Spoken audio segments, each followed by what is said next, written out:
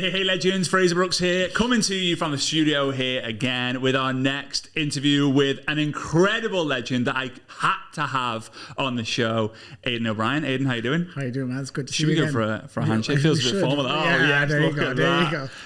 You're good. We already hugged, in fairness. So it'll be hard to do across the table. But So Aidan is just an incredible human being. I'm going to tell the story. Well, one of our stories. There's many different stories that we could share, but I've known you for years and years and years. We met in Naples. It was that 3 years ago? 4 years? It was called a Taps. Yeah, was it 4 years ago? 3 years ago. 3 years ago. And Maybe. 4 years? Three or four. Yeah. Anyway, you crushed it. You were on stage. I hosted, so I kind of brought you on, and you absolutely crushed it. People fell in love with it. But I remember the first time I met Eric Worre. I thought, what can I give Eric as a gift? Because I was invited to his home, right? So I was like, right. So I went to Liverpool. I went to the Liverpool store. I bought a Liverpool flag, You'll Never Walk Alone, LFC. Took it to his house, and he was putting it on his shoulder. He wore it round, and I was like, oh, yeah, Eric's got my scarf. 3 months later, I get a video from Aidan with a Liverpool scarf given to him from Eric, and he was, let's say, getting rid of the crap off his shoes. How did that happen? I was like, okay, I've given him a gift, and he's gifted it to Aidan, who's a Man United fan. Well, we had these events that Eric was, he was started running events with our company for a while, and this whole thing of accountability came up. And, I was well known as a trainer and a speaker within the company. I traveled, we went from 9 countries to 50 countries in 6-7 years.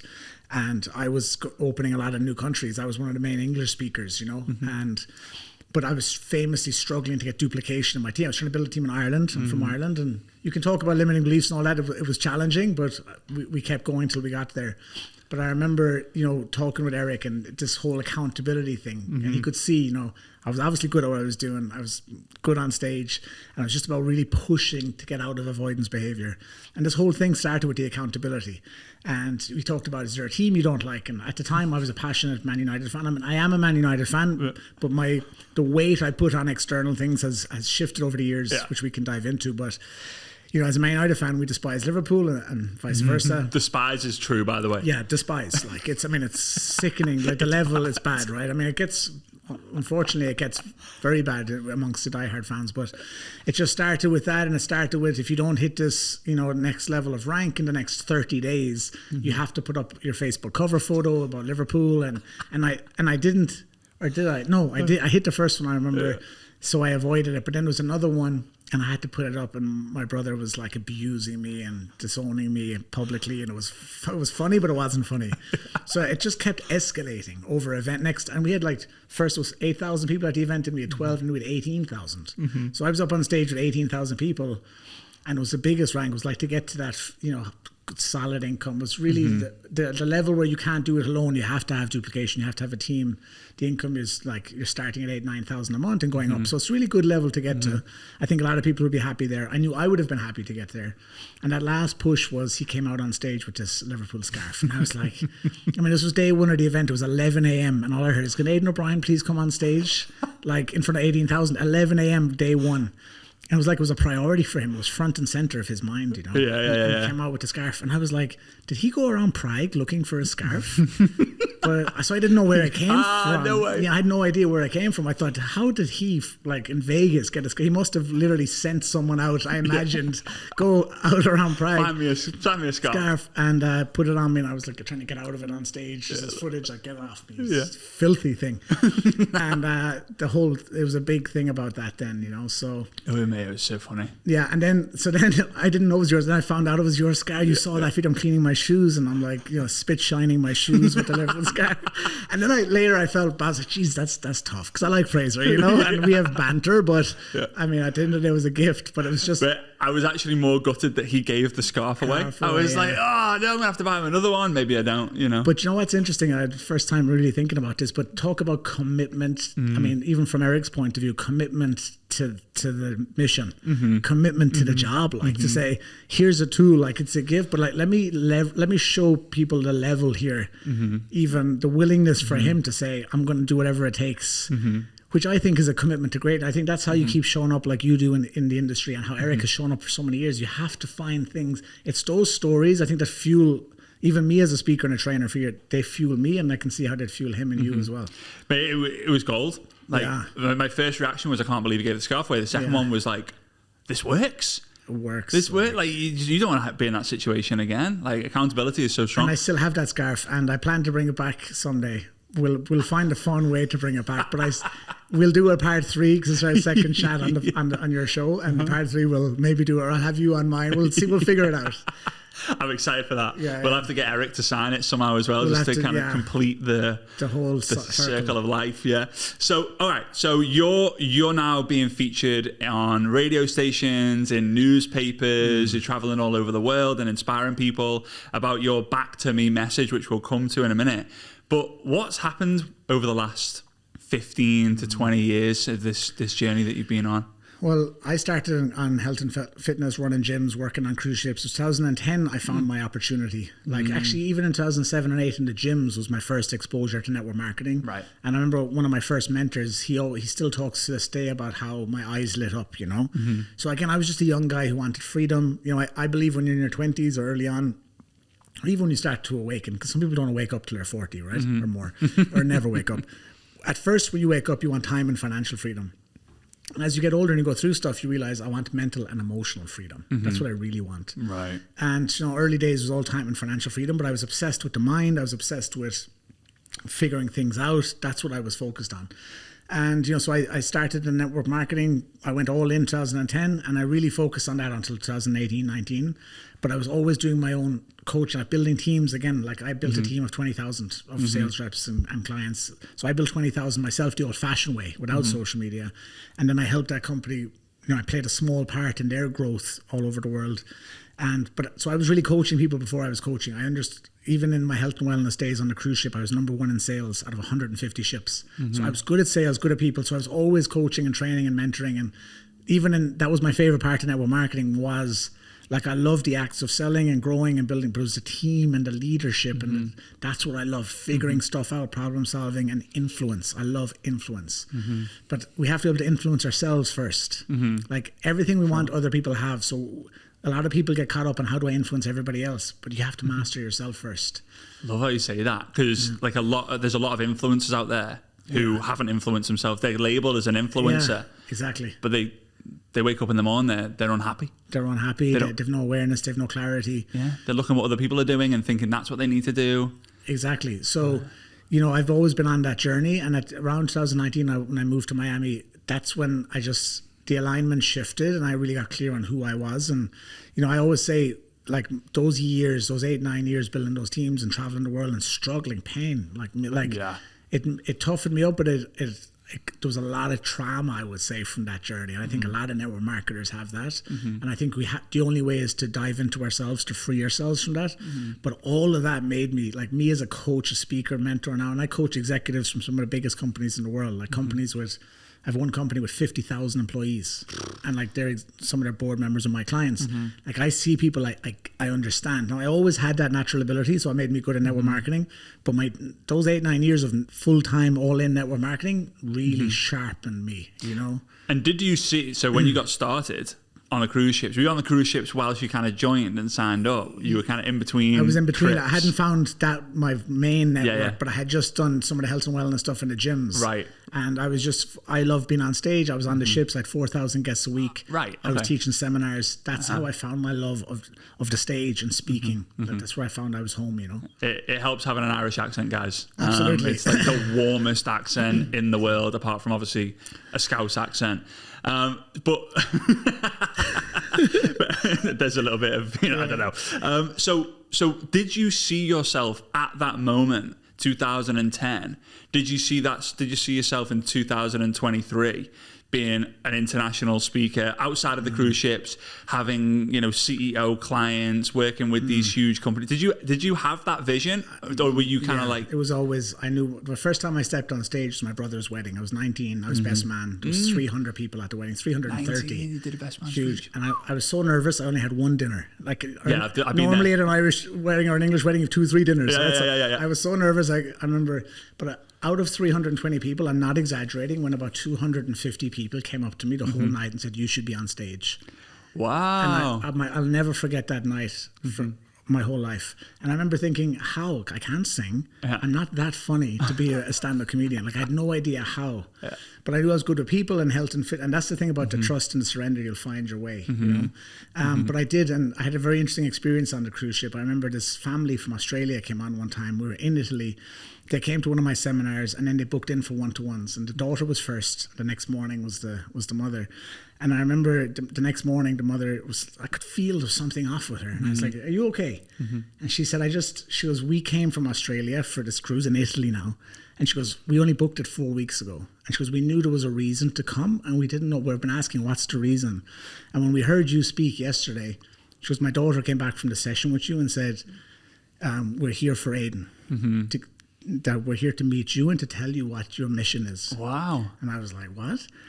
And I swear on my mother's life, this is true. And she said, you're never going to work on ships again. And I was 3 months in, I was loving it. And she's like, they're not big enough for you. She goes, you're going to travel the world speaking on stage. No way. But they were devout Christians. She goes, you're going to travel the world spreading the word of God and all this. And at the time I was still, I was raised Catholic, and I remember I was allergic to the word God. I was allergic to that because religion and... It's all part of the world, isn't it? It's not. Yeah, and I've been on that journey, and I found, and funnily enough now, that newspaper cover I showed you from last week, if you look at the quote they used above the front page cover, it was miracles can happen. Wow, it's come full circle. I was like, fuck, like it really hit me a few weeks ago when I saw that. I was like, I remember that lady when she told me that. So how long, what was the 13 years? 13 years to this, yeah.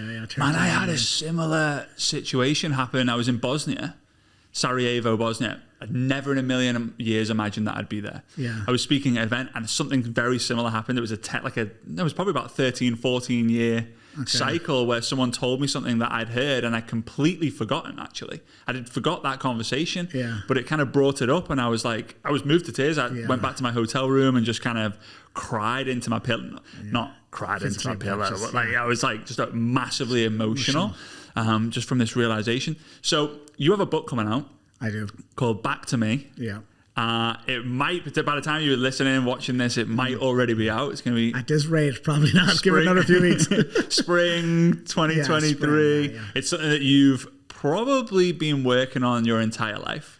I mean, the journey, potentially. I had the awakening kind of last year. But everything had to happen, right, perfectly to get us to where we are. And that's one thing I'd say to everyone is everything's perfect. So that's it, man. So the people who are listening and watching, just make a note down right now. Back to Me, Aidan O'Brien. It'll be out there. We'll drop some links as well somewhere around here. But for the people who are listening and watching, the network marketers out there, the entrepreneurs, the online business builders, what's a strategy you could give them based on the book or based on your long career, your incredible career, that can help them move forward in their business? Because I've made note of mental and emotional freedom. Yeah. Because I have financial freedom and I help other people with financial freedom. But there are times and moments in the day where I'm like, I am exhausted, not physically, like mentally. And then there are days where I'm like, I don't want to turn up today. I'm so glad you said that. Can I just give you credit for that? Because it takes so much courage to speak that, because people think you're invincible, you walk on water, you go in the dark. And I think, especially when you see someone like you with the energy and the following, I think it's so important that you share that. Mate, it's emotional freedom as well. It's you'll know this, but I spend about 8 hours a day on my phone. Like screen time, 8 hours a day. It's scary. I looked at it the other day. I was like, what am I doing? And there's a lot of different things. If I look at like the productivity apps, it's like 3 hours a day of being highly productive. But the emotional freedom, like I'm not present. I'm not a present person. I'm not a connected person. With my wife, with Svetlana, I am, like very much so. Sure. But I'm super emotional and connected to the tribe, to the profession, but not my life. And I feel that a lot of people in network marketing kind of can relate to this. What would you say, or what would be the strategy that you can give around the book that's going to help people with this? Even not the book, but just that specifically. It's because your drive, what anchored you was your vision of who you are and adding value. And Eric always talked about success for significance, and you're on significance path for a long time. But when your identity gets built based on the value you're adding, based on your business, like that's been a major part of your identity. Subconsciously, then we have all this external validation, power coming from that. Your source of probably true freedom hasn't come from you yet. And that's the mental and emotional. Like you can chase the financial and the time. You can get mental. You can do all the work to get the mental piece. But your emotional freedom comes from when you get back to me. And that was the awakening I had. I realized that we're mainstream, personal development, professional development is all, this is a line of they've been totally asleep and been totally awake and enlightened. People are asleep or over there, pessimistic, like fully asleep. Most people who are listening to this, the mainstream social media are looking at the positive stuff and all that. They're all here. That's where I was for years. How to think, how to speak, strategies to be better, change your self-image, do this. How. It's all add, let's get better. And it's just kind of ping pong machine back and forth all day. What I had an awakening was over here now, this side is back to me. I don't need to, it was in one night. Like I had the book, the podcast, and my new program all in one day after this. That we don't need to be here anymore. All we have to do is go over here. So what is over here? It's letting go. It's not about adding on. It's about letting go. And my definition of the awakening is letting go of everything that you're not. Everything that's not you. Because everything that you want truly in your heart is already yours. It's like with love. People say, I can't get a good relationship. I can't find love. Love, you don't need to learn to love. You are love. Like you're an expression of love. But you need to let go of everything that's restricting you from love, blocking you from love. You're not allowing yourself to receive it. It's all that shit that you have to let go of. You don't need to get strategies on how to love yourself and how you don't need to. It's natural, just like breathing. So for me, the back to me thing is, how can I let go of everything that's not me? And that was a huge shift. Now I said to myself, have I to let go of all of this? I was like, yeah, because it's pointless compared to this. So again, I was here, and that's where all mainstream stuff is, and they're going to keep you there. Again, it's a form of distraction. It's still illusion. It's still like reaching. Every time you're reaching for something outside of yourself, you're losing. You'll never get there. Everything that's the true emotional freedom is back to you when you realize, I don't need anything, because the highest level of you doesn't need anything. And no, it's mad, because I got burnt out, and I thought burnt out was a myth. Being burnt out was a myth. I thought, like, come on, that's just a weak excuse. I'd never seen my mum burnt out. I'd never seen my dad burnt out, and they were the hardest working people that I know. Right? And I'm sure a lot of kids will say that about their parents, who hustle, work, the hardest people they know. And COVID happened, and I just went, when we hit a storm, we double down. We don't escape, because I've done the escaping game. I've done doesn't work. Right? Someone leaves the team. Oh, something magical will happen if I leave this situation. Anyway, I was like, I don't know how to get out, don't know how to get over burnout, because I've got to turn up. I've got to keep turning up, because if I go missing, then the industry could potentially be in a really bad place if they haven't got leadership to get them through this COVID storm. So I doubled down. 300. I remember doing 333 Zoom calls for 45 minutes, the exact same content in 6 weeks, which was just silly. It was ridiculous. And I was locked down at the same time. And I got burnt out, felt like I hated everything I was doing. And I suppose I had a back to me moment. And you maybe can be like, maybe it's a little bit different to what you're talking about. But I had all these things that I was doing every day, and I wrote them down on a piece of paper, and I just basically just got rid of it all. I was like, don't need to do that. And I wrote down one thing, golf. Right? You and I, we still need to have that golf game, right? I wrote down golf. I was like, you know what? I've not played golf since I was like 22, 23, and I used to love that. I went out to play, and the first time I played, I was fuming, because you understand the game of golf. It's not enjoyable at times.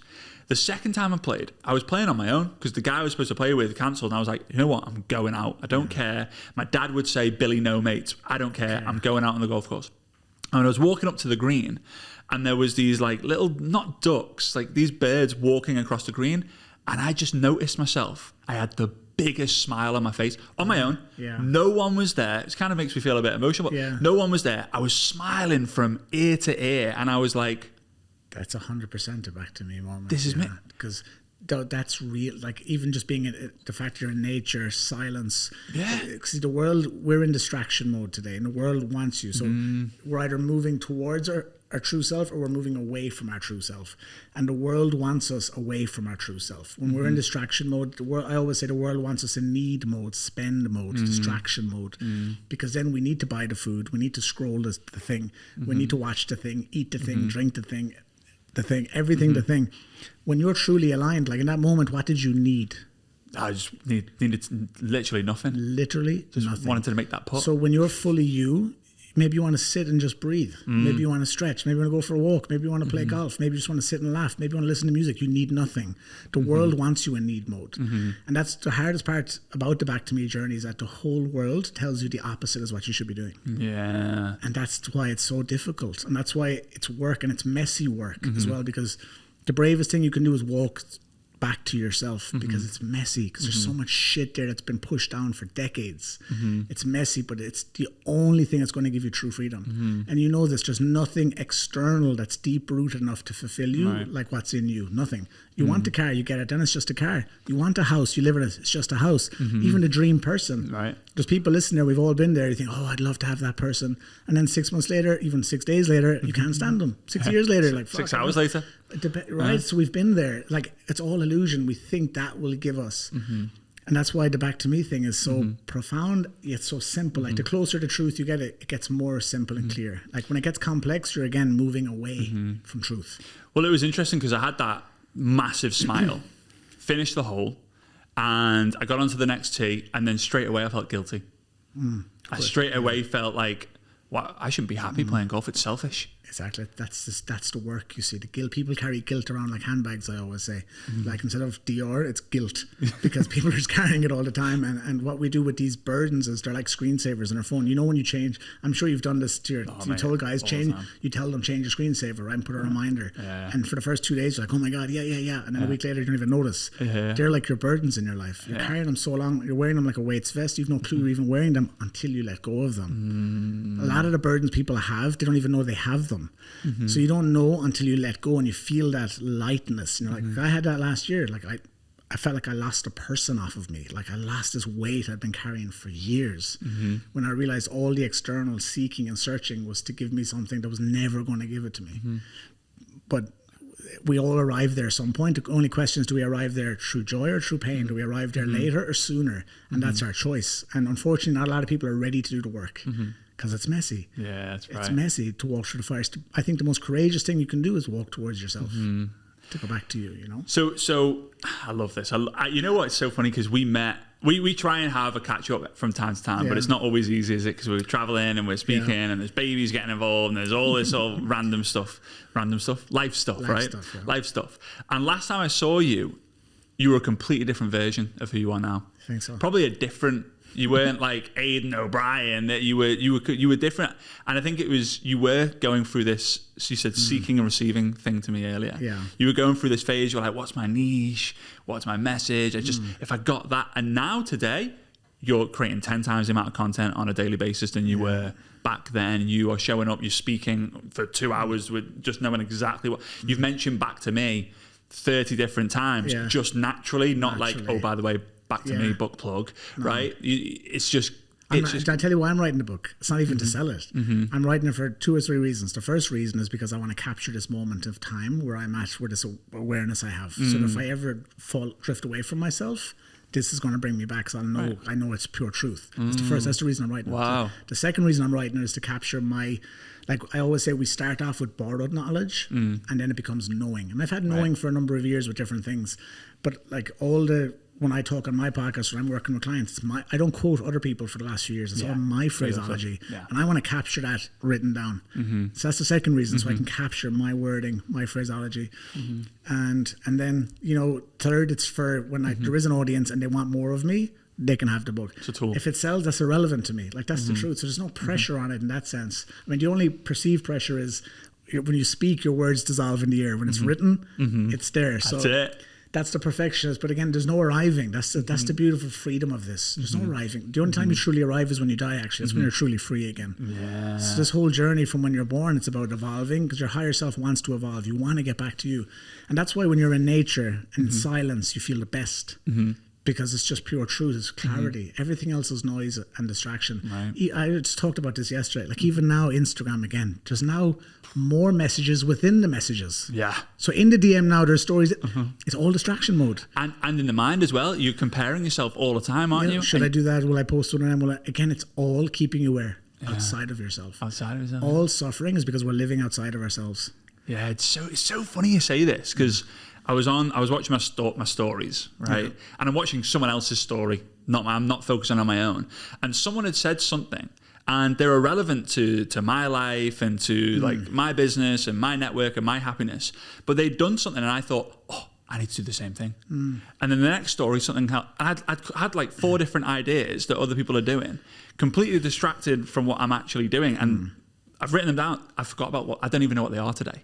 But you see, I want to highlight one thing you said there. I didn't even realize you say it, and we all say it. So I always talk about don't be casual with your language. Like there's a word you use all the time. I need to do that. There's no need. Exactly. So I make all my clients write the word need down big and put a big X through it. Yeah. Because every time you say I need something, you're saying I'm not full. I'm not complete. Right. I need to get up early. I need to save money. I need to work out. I need to eat better. Sort the kids. I need to post that in social. I need to do. You don't need to do anything. Every time you think you're in need, you're an illusion. Right. When you realize I am fully me, I'm totally aligned from truth, from clarity. You don't need anything. I want. I think I'd like to post that. I think this would be valuable. I want to do that. Yeah. I don't need to do anything. So let go of need, because need is illusion. And again, you're lessening yourself all. And you think, well, it's only a word. But life compounds, right? So life accumulates every day, every hour, every day, every week, every month. Where are you 2 years, 3 years, 10 years later? I need. Oh, God, I need. And you're exhausted. I need to fucking get a grip and move on is what you need to do. You need to let go, actually. It's the only need. Just food, shelter, water, sleep, air. That's the only needs you have. Everything else is a luxury. There's no need. So a lot of people watching this, listening to this, have kids. Yeah. Especially mums.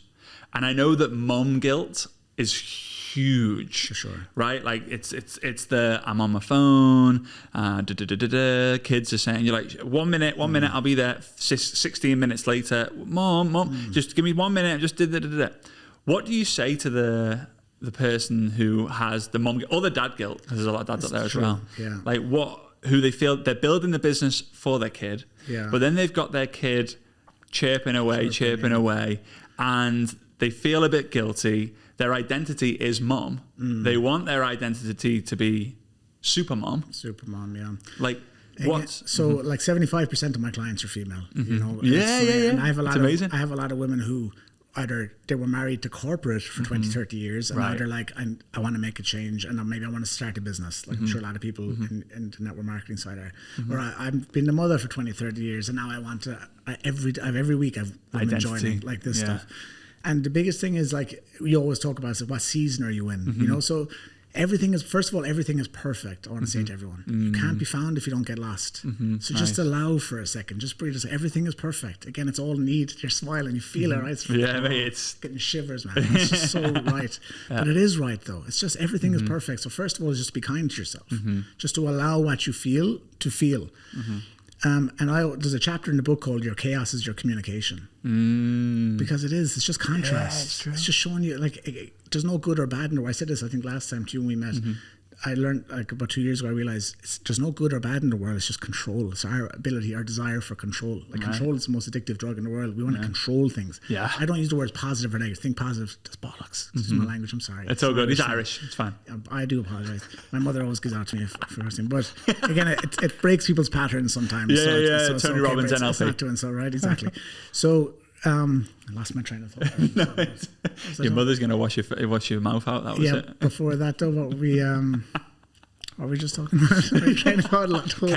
Chaos your communication. So everything is just contrast, showing you what's not for you. So again, there's no control.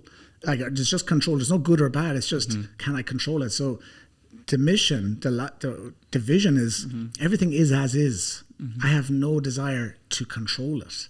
I don't want to control anymore. So everything is perfect. Let me let go of my desire. I always talk about, like, non-reaction. That's where true freedom comes. Like, Jim Rohn said famously, the same wind blows on us all as the setting of our sail. The deeper level of that is just everything is, I don't want to control. I don't want to get in my way anymore. So let me just let go of my desire for control. It's so funny because you mentioned Jim Rohn. I've got in my head before you just mentioned Jim Rohn quote that he says that he found himself when he lost himself in the service of others. Yeah, exactly. And I found my career business self when I lost myself in the business, like helping people. But I've not done the same in my personal life. Hence, I've not done the same in my mental and emotion. Freedom. My mental and emotion. So what? So I realized I didn't answer your question. Like for those ladies who are struggling, like first thing is just acknowledge everything is as it is. And then it's about being curious. I always say curiosity leads to clarity. Yeah, I love that. So that's how we talked about seeking. You should find, everyone talks about how to receive and love, attraction and manifestation. People don't know how to receive yet because they don't even know how to seek. Like the more people are making so many conclusions about who they are and their identity. I'm a mom and I'm this, and so much. I have a thing called divorcing your parents. It's about cutting those energetic cords because so many people are still living in that shadow of the expectation of the parents. Some people have to like leave WhatsApp groups because their friends, they're in the expectation of their friends, their community, their country. So one thing I'd say to everyone listening is just to be curious of who am I really? That's the question to ask. Like, who am I really? So to do this would like regarding who they are and who their environment is. Do you recommend them get a piece of paper out and just mind map? Like I've got my mum, I've got my dad, I've got my brother, I've got my uncle. Blah, blah, blah, blah, blah. Who's serving me my energy? Yeah. Who's serving my mental and emotional self? Yeah. Do you recommend them doing that? You have to get it out of your head because if you don't question these illusions, they become your reality. Yeah. And if you don't, the only way to question them and see them for what they are is outside of your head because inside they're mixed with so much emotion. You don't have. So even as a coach, what I do is we elevate people to a different perspective to see things from a different perspective because you're going down the hill in the snow and the sled, the same path all the time. You don't know how to turn left or right yet. There's all tunnels of snow, walls of snow either side. So we have to elevate ourselves out of that. How do we do that? Again, by being curious. Set the intention. As soon as you set the intention, you're already going to work. Your higher self is already, but because the world puts you in distraction mode and noise and need and spend, you can't hear the answers. You don't know how to receive. And you're so focused on receiving what you think you know you want from this vision here, you have to allow yourself to receive unexpectedly. Like this is what I tell my clients all the time, the art of receiving unexpectedly. Because you're so focused on getting this, this, and this. But what's out here is even way, it's miracles that's here for you. But you don't know how to get it yet because you think you know better. Because you're trying to control. It's a desire for control. So first of all, just allow yourself to receive, surrender to it, put out in paper, like creating a vision. Clarity is key, and most people don't have clarity. They don't have clarity because they're not curious, because again, they're not seeking. They've made too many conclusions. You know, one of the clips going around lately when I spoke on stage at an empowerment event in November was the more conclusions you make about yourself, the less alive you become. I can't remember, I heard it a long time ago, and it always stuck with me. It's like the more conclusions you make about yourself, the less alive you're not living in the now. It's so mad you say that, because I also heard the other day that the more choices you have to make, the less satisfied you are with the choice that you actually make. Because you're constantly like, you're looking around. Seeking, like, too much. Yeah, but again, it's outside of yourself. It's outside of yourself. Instead of getting back to you. That's all you have to do, though. But once you do that, once you divorce your parents, you cut those energetic cords. Once you let go of the attachments, the expectation, the story, you're truly free. Now you choose from a place of clarity. You choose from a place of truth. So there's no need there. There's no attachment there. There's no fear there. It's just knowingness. And that's, now you're powerful. Because nothing can affect, doesn't matter the company, doesn't matter anything. And that's the greatest freedom. A lot of times, and I've said this in January on an episode of my podcast, everyone wants to change their behavior. You don't have to change your behavior. You have to become aware first. Everyone's trying to change the behavior first. And years ago, I always talked about the self-image, but it's way clearer and simpler and deeper than that at the same time. It's just be curious of who you are really. Get the awareness. Don't worry about changing anything, because you're not going to be able to change it, and you're going to get frustrated, and then you're going to judge yourself for not doing it. So first of all, zoom out and be the observer. Just notice yourself. That's all you have to do. And once you start to notice, you'll create separation from who you really are and this voice, this chatter. See, what happens, most people is they identify, this is me, and it controls them, and they're plugged in. But you don't have to plug in. So when you zoom out and you start to look, it starts to shift. The energy can transmute, because there's space between the real you and this. But if you've no awareness, this is just me, and this is the way I am, and this is my life, and this is, with the kids, and this is the business, and this is, but it's illusion. It's a story that you've conditioned and programmed deep into you, and the real you doesn't want that, knows better. So I always say, in one sense, it takes time, right, and repetition to let go of this, but that's just the mind. Because at the same time, the real you is already there. You're exactly everything. You're full already. You're enough. You don't need, but you have to let go of all the things, the illusions you've bought into. And that's the tough part, isn't it? It's simple. It's simple. It's simple, yeah. Again, but a lot of people are like, I'll let it go, but I'll just keep a little rein on it just in case. 100%, because it's your story. I get DMs every day and messages people, I want to change, I want to work. They don't really. And I always ask them, like, between 1 and 10, how much of a priority is this for you? 10 being urgent right now. And the people who say 10, 90% of them never do anything. Because they love the idea of the 10. It's really important to me. The idea the story. of it. It's not, though. It's the quiet ones. It's about a 6 or a 7. They're ready for change. They've already had the hype before. Now they're just like, I've drawn a line now. Yeah. This is real. I'm ready for change now. So it's a different energy. It's a different energy. So like, yeah, give it to me, give it to me. I want it. No, you don't. You don't give me want the to work. secret. Yeah, they love their story too much. They love why they're struggling, why it doesn't work out for them. They want to hold on to that. And again, that's the level. We're all on a spectrum of asleep to awake. And some areas, people who are listening, there's some areas of their life they're very awake. And there's a lot of areas they're asleep. So maybe you're super awake in your business and your clarity, but your emotional health and your emotional identity, maybe that's still sleeping. Yeah. But the fact that you're questioning it and you're seeking, now you're going to start to awaken. But you have to be seeking. And I was seeking for 15 years before I had this awakening. And you never know when it's going to come. You can't be attached to it, because the funny thing is, as soon as you try and grab freedom, it's gone. It's gone. Why? Because you have it already. You can't grab it. You can't get. There's nothing to get. It's yours already. And that's like mind blowing. That's so profound. It's so crazy. Because as soon as you reach, you've lost it.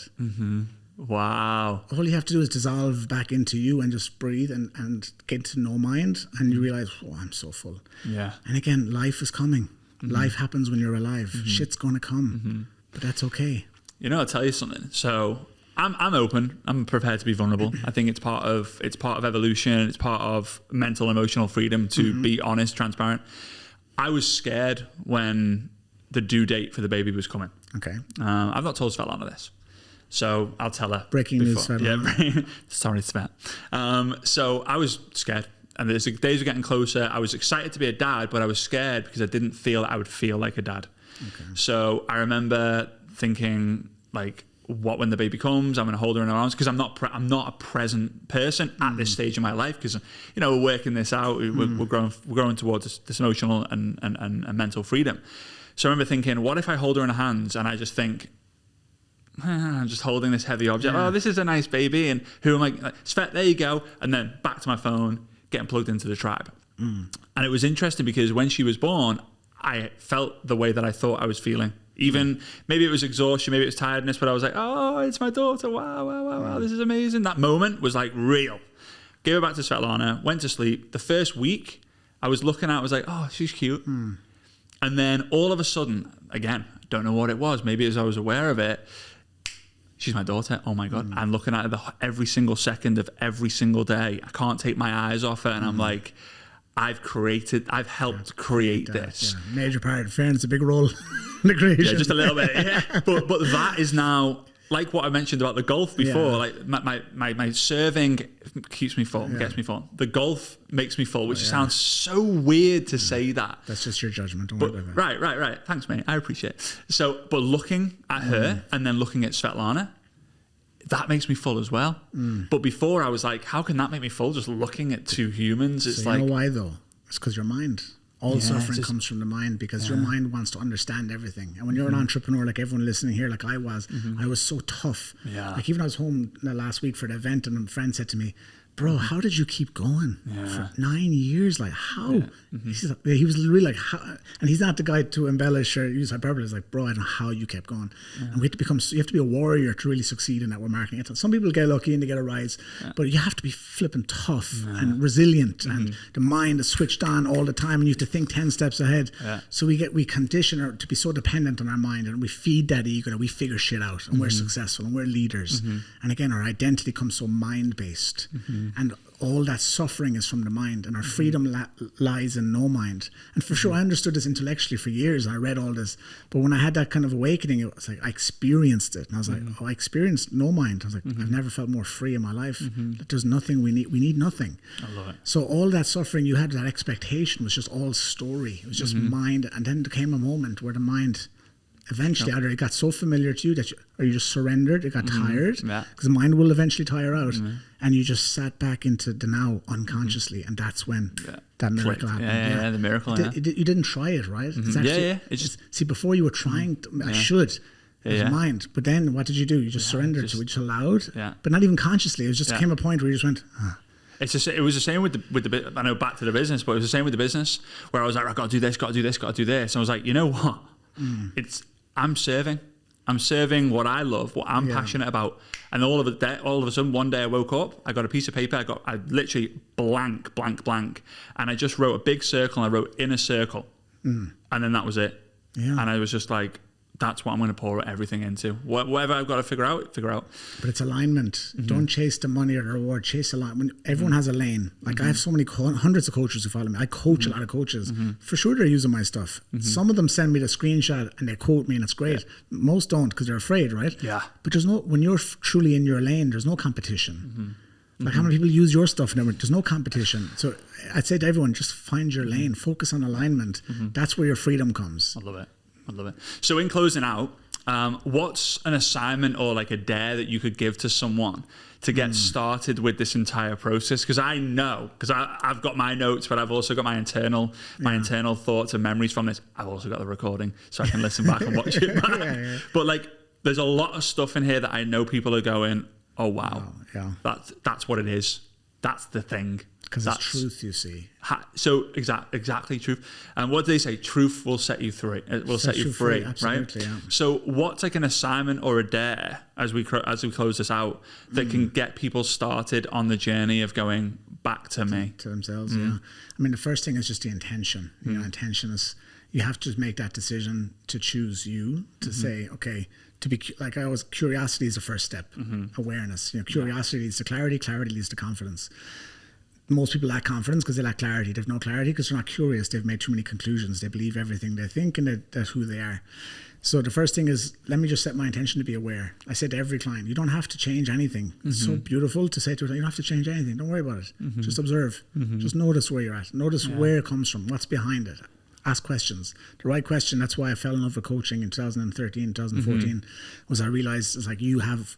So again, all these things were on the way all the time, you know, and I didn't realize. You don't know till you look back and you see it all come together. First step, just be aware. Another chapter in the book that, you know, sometimes it's a bit controversial, and I was at first hesitant to share it, and now I'm very happy to own it and clear it. But awareness over discipline. Everybody thinks you should have discipline, habits, atomic habits, all this. It's nonsense. You only need discipline when you're asleep. when you're awake, how much discipline do you need? Yeah, I know. For example, I always make this joke, like when I'm at events, I'm like, I have some great heroin here under the table. Would you like some? Yes or no? Would you like some heroin? No, I'm okay. No, how much discipline did that take? Genuinely, how much discipline did that take? About 0.1. None, right? Yeah. But I have just unbelievable chocolate here. You want some? Maybe. And it depends on your season. And maybe I have to say no, and it takes work. My point being is you don't need discipline. You need discipline when you're asleep and you have to force yourself. When you're fully aware and you know who you are, you're from clarity. Every choice is from being aware. I'm aware in each moment. I choose from me, from my highest good, my greatest joy in every moment, without guilt, without fear. You don't need discipline then.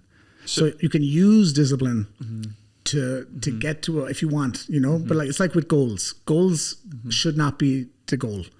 The vision of who you are is the picture. Goals are just pixels, I always say, in the picture of your life, in your vision.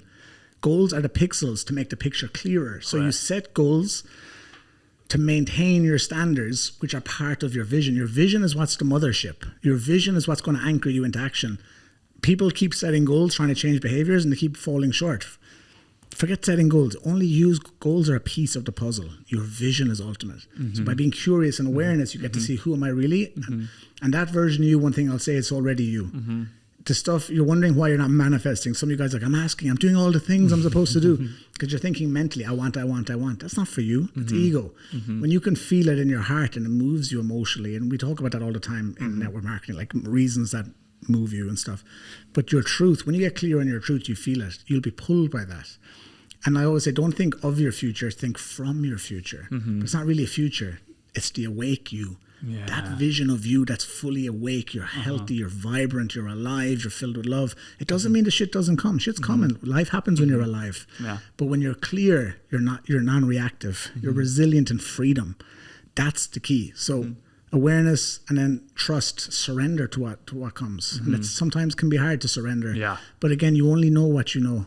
I always say, you know what you know what you don't know, but you don't know what you don't know. So give yourself the gift of receiving unexpectedly. Yeah. Just allow, just so, because when you're in alignment, and it's funny, the lady in the cruise ship said you're doing God's work, you know, and a woman said to me last week, same thing that you're doing. I was like, wow, and miracles can happen was the front page. I can't believe that. And I'm like, so blessed, you know, and maybe it's not God the way she thought it was, but this is as close to God as you can getting back to you, because you are God, you are the universe, you are nature. So when you go back to you, you're going back to that highest power, and you're tapping into that. It's funny. I'll give you this story so that you can use it, because I feel that it's quite a good story for that story. Okay. And before I share it, I just want to thank you for your time. Aidan, you live in Dubai, right? But it's still, it's a big city, man. You still got to take the time out and travel. And I know you had other appointments as well, so I appreciate making this happen. So the story goes like this. One day you pass away, you leave the physical earth, and you arrive at these huge golden stairs. And at the top of the golden stairs, you see this incredible light, this huge kind of light coming from these massive gates. So you start taking the steps up, and every step, a thought comes into your process. What was life? What was your regrets? What did you love? What did you like? What was good about it? Who are the people? What are the energies? What did you do? What did you succeed? What did you fail? And you have these thoughts and this smile and a frown and a smile and a frown. And you get to the top. St. Peter's there and says, oh, Aidan, like, welcome. We can't wait to have you inside of heaven. You did an amazing job, but I want to ask you one question. Ask me any question you want, and I'll give you the honest answer. Deal? You're like, yeah, okay, got it. Who is St. Peter? Who is the greatest network marketer of them all? And St. Peter smiles and says, you. But you didn't do what you're supposed to do. You thought that your fears were bigger than your successes. Your excuses were bigger than this. The people who you met held you back. You were afraid to let go of these people. You weren't true to yourself. You weren't honest. But if you'd done all that, what you should have, you would have been the greatest of them all. And you just have that moment of, and he says, I'll give you one more go. You're reborn. You have a moment. What do you do differently? So when I heard that story, I was like, because it's exactly what you're pretty much saying it. That you have it now. Like, you're going to learn the lesson eventually. So you either choose to have it now, quickly, or later. You choose it in a joyous way, a loving way, or through pain and suffering. We're going to learn everything is happening perfectly. Everything had to happen perfectly for us to get here. Every relationship, every struggle, every client, customer that's an issue, that's a problem, every company that went bust or made false promises, everything you chose all of it to get you back to your highest self. I love it. And the last thing I'll just say is to be child, to enjoy it, enjoy the ride. Because like sometimes I had that one of my experiences where sometimes we take it so seriously, this work. It shouldn't be. Because again, our natural state of freedom is like a child. That inner child that's at the seat of your heart, that's there all the time, 4, 5, 6 years of age. They don't need to learn how to love, dance, play and sing. The real you just wants to dance, play and sing every day. So be childlike when it's in your business, when it's in your car, when it's with your person. Dance, play and sing. Love, the goal is to live fully. Forget New Year's Eve, Christmas Eve. There's no these highs. Every day you can celebrate life. You don't need to hit the rank to celebrate life. And if you do that now and you go back to your highest self now, you're free. Everything you will receive. You'll be a better parent, a better friend, a better partner, better everything, better networker. I love it. Just get back to you and let go of everything that you're not. Mate, it's amazing. What's your Instagram handle? It's at Aidan O'Brien Official. AIDAN O'Brien Official. And there's no apostrophes or any of these. There's a couple of other Aidan right now. 3 fake ones out there at the moment. The flogging cryptos. I would never DM for investment like that. So that's not me. But Aidan O'Brien Official. I love hearing from people. And the podcast is back to me, and it's all this stuff I'm talking about. It's that higher level. So they can go check that out. I'd love to hear from them, of course. All right, guys. So I hope you got value from that. Please let us both know if what value that you did, what bingo moments that you got. If there's somewhere to comment around here, go ahead and do so. But take a screenshot. If you need to rewind back and take a screenshot, go ahead and do that, and then post it onto your Instagram stories. Tag at Fraser Brooks Online and at Aidan O'Brien Official. Perfect. Nailed it. Good shout out there. There we go. Go on. Let Aidan know what you got value of, and ask him any questions, and find the book as well, to the link to the book, and go check out his podcast as well. And I look forward to the next episode that we do, mate. Absolutely, and thank you so much for having me. I always enjoy the chats. It's your curiosity that's so fascinating, and that's where your hunger is, right? You're always curious. That's right, mate. That's right. So thank you. That's the key. I appreciate it, mate.